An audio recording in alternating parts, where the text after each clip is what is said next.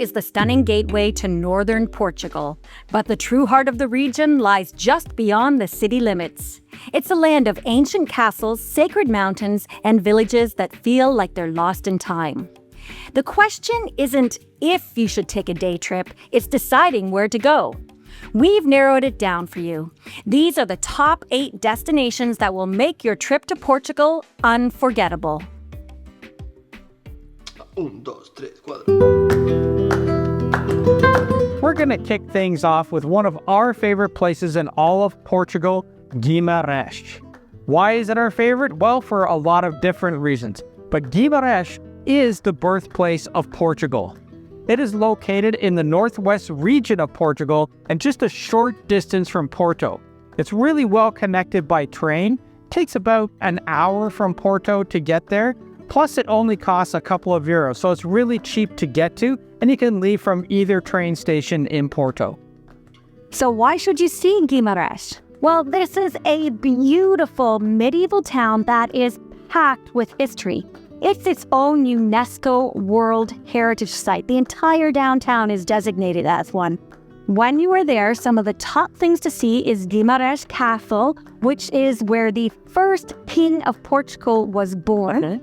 And you have to go into the Dukes of Braganza Palace. That you can tour both inside and out. After you're finished that, you can walk down into the old city and wander around the picturesque streets that are so historic. Guimaraes is really a walking town, and the next place you'll want to check out is the incredible Church of Nossa Senhora da Composta, which has become a symbol of Guimaraes thanks to its sprawling gardens leading to the imposing church. It's one of the most photographed places in Guimaraes, and right behind you when you finish that, you can walk along the old castle walls, which is really a great view of the old city and of the church. This is one day trip that you should not miss, and we have a lot more things to do in Guimaraes on our video that you can check out right here. There are also day tours to Guimaraes that you can book, and we put some links in the description below. Next up is Aveiro, often called the Venice of Portugal, and for good reason. Definitely. This is that place where you see all the gondolas lining the water, and it is only an hour away by train from Porto. Or you can book a day trip like we did. We did that through Get Your Guide, and we have some in the links below, and it was a fabulous day trip. Yeah, it really was. You'll never forget gliding through the canals on a traditional molecheiro, I think is how you say it. The type of boat, yeah, a molecheiro type of boat. I don't know, my Portuguese is not the best. But it's definitely a highlight of visiting this working fishing village. The boats themselves are still used today for harvesting seaweed. Not the ones you ride in as a tourist, obviously, but you'll see them all around there. They are colorful and beautiful, and they're very big, and it takes you all through the canals of Aveiro. After that, you can get out and explore the picturesque downtown. It has like this Art Nouveau architecture, which lines the waterfront, which makes it incredibly picturesque. And if you do have some time, you can pop into the Art Nouveau Museum, which I think is worth stopping in just to see its impeccable religious art and other artifacts in there to learn a little bit about the history of the area. And like everywhere in Portugal, you have to stop in for some pastries. Well, everyone knows of pastéis de nata. The local sweet here is ovos moles. It's hard to describe, but once you taste it, you'll know. Very, very rich. You can easily spend a half-day tour here. Either go in the morning, grab some lunch, and then head back to Porto, or come out in the afternoon and head back to Porto for dinner. If you are a wine lover or simply love looking at stunning scenery, then a Douro Valley day trip is a must.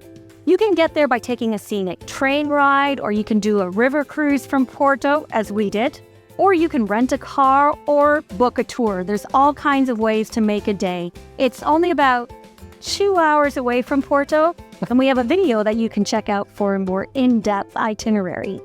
So what can you expect when you're in the Douro Valley? Well, there's plenty of those terraced vineyards. You've seen lots of photos of it that reach up from the Douro River up the hills. You can visit local wineries for some wine tasting. You can't come to the Douro Valley and not taste wine, right? No. I don't think so. No way.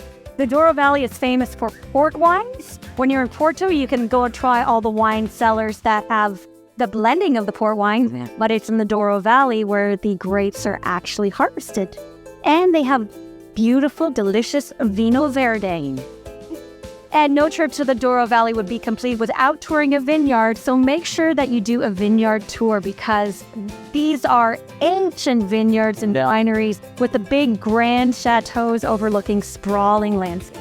I do recommend if you can't get out there for a few days, then at least do either one of the boat trips or take a car out there, the train out there to explore it a little bit more. Next on the list is Braga. Most people come to Portugal, and one thing they do not miss is going to Braga because it's known as the religious capital of Portugal.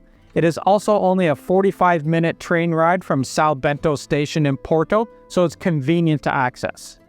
The highlight here is definitely visiting the Bom Jesus do Monte with its iconic Baroque staircase. And this is a massive structure, and it is world famous. It brings visitors from all around the world simply to look at the stairway itself. Think about this. It's this really long stairway that is flanked by these impeccable gardens that lead right to the end to this church. So it's not just the church that's the attraction, the stairway is an attraction unto itself. And don't worry if you have mobility issues, you can reach the sanctuary by funicular, which just takes a couple of euros. When you get to the top, you can also just walk down instead of walking up and check out the beautiful gardens and stand on all the different levels of the terrace and just soak up those beautiful panoramic views. After that, you can explore the historic center of Braga and the Braga Cathedral. This is also where the Santa Barbara Garden is located. It's a really serene place to sort of escape the hustle and bustle of things. It's definitely a place I would go back to. Another fantastic day trip is actually to Costa Nova. It is famous for its striped beach houses, and it also is a great beach town, so it has two attractions in one. It's only a short 1-hour train and bus ride from Porto, so it's pretty convenient and easy to get to. Or you can take some day tours from there that will get you out to Costa Nova as well. And if you're renting a car, there's plenty of parking as well. This is a working fishing village to this day, and they follow the traditions of painting houses in the colorful stripes, and that's what has made it become so famous.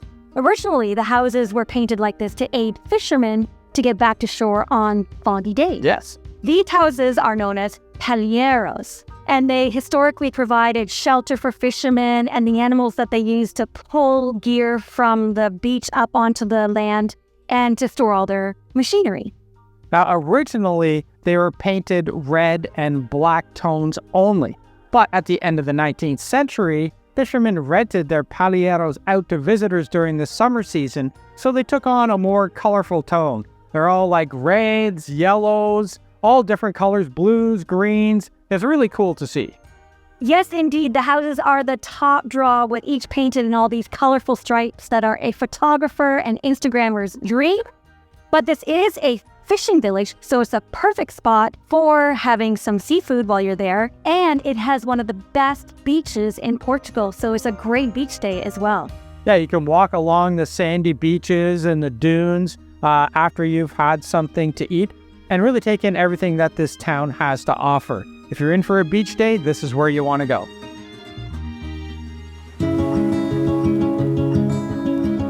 Next on the list is Amarante. We do really love this town. It's only about an hour from Porto as well, so it makes a great day trip. It's located along the Tamiga River, and it has this incredible historic architecture. You could spend easily an afternoon or a morning here before heading back. It's a small town, but it is very historic. When you get there, you're going to stroll across the iconic São Gonçalo Bridge, which is so picturesque, and there's views from all across it, so you want to stop and look over the river. You'll see the castle, and this bridge leads directly to the 16th century church, which is São Gonçalo. And this is a really historic church because it is a stop on the Camino de Santiago that leads to the Cathedral of Santiago de Compostela in Spain. Oh, that is so cool. We've wanted to do the Camino de Santiago, and hey, maybe we'll do it and we'll stop there again. Yeah, I think we will. Yeah. Pilgrims have been traveling this route for centuries, and they stop often in Amarante to visit this church because they are paying respect to the town's patron saint, Saint Consalao de Amarante. He was a Dominican friar who lived in the 13th century, and he performed miracles, and he had a dedication to the poor. So people stop there to give thanks and their penance to him. Yeah, like they do all along the Camino Santiago. There's lots of religious places to stop to give thanks to certain saints, and this is one of the more popular ones. In addition to the church, walking the charming streets that have like great cafes filled with pastries, of course, because there's pastries in every single town. Don't miss the opportunity to savor local delicacies like the famous convent sweets. Like most cities in Portugal, it has its own local pastries that are similar to pastéis de nata, but here they're named after the Saint São Gonçalo. One thing we highly recommend is when you are in the churchyard, walk up the stairs for panoramic views. Nobody else did it. We walked up to the top and we had it all to ourselves, where we had these beautiful views of the town, the river, and the grounds of the church. I know we talked a little bit about beaches before, but this day trip to Matosinhos Beach is worth it if you're a real beach lover. And you can get there by metro. It's only 30 minutes by metro from downtown Porto. So it's a perfect beach stay if you don't want to really get far out of the city. And if you're into some activities and stuff, it's a great place to try surfing. The waves there are pretty good. They're not as crazy as that Zare. Yes. Which is watch the locals. Yeah, or you can watch the locals do it. But they're not as crazy as up on Nazare. But it's a good place to either catch people surfing and just enjoy some sunbathing and have a great beach day.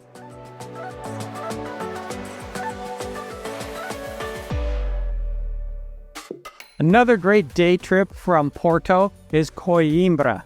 Coimbra is a historic and vibrant university city that's about 1.5 hours by train from Porto's Campania station. When you arrive, we recommend visiting the University of Coimbra. It's a UNESCO World Heritage Site because this university is one of the oldest in Europe. Coimbra is a large city with many things to do, so it could be an overnight trip easily. But some things to see besides the university is there is a miniature village, a beautiful city park, and en route, make sure to stop at the Busaco National Forest to see the ancient wall built by monks in the 6th century. Coimbra is also one of the places that is known for fado. Ah, right. Yes, they have their own version of fado here, and a lot of the university students actually still perform their fado traditions in this town. And like so many cities in Portugal, the charm of visiting Coimbra is to simply wander the narrow streets of the old town that is packed with shops and cafes and interesting architecture. For more Porto travel guides, check out our other videos. We have one day in Porto, the best things to do in Porto, and an entire video on taking a Porto river cruise. We also have a Portugal playlist, so make sure you check that out. Whether you're into history, nature, or even just relaxing on the beach, there's something here for everyone. So pack your bags, hop on a train, and start exploring. And make sure to check out our video for the best things to do in Porto when you're traveling to Portugal. And don't forget to like, subscribe, and hit that bell for more travel tips and adventures because we put up new videos each week. Until next time, happy travels.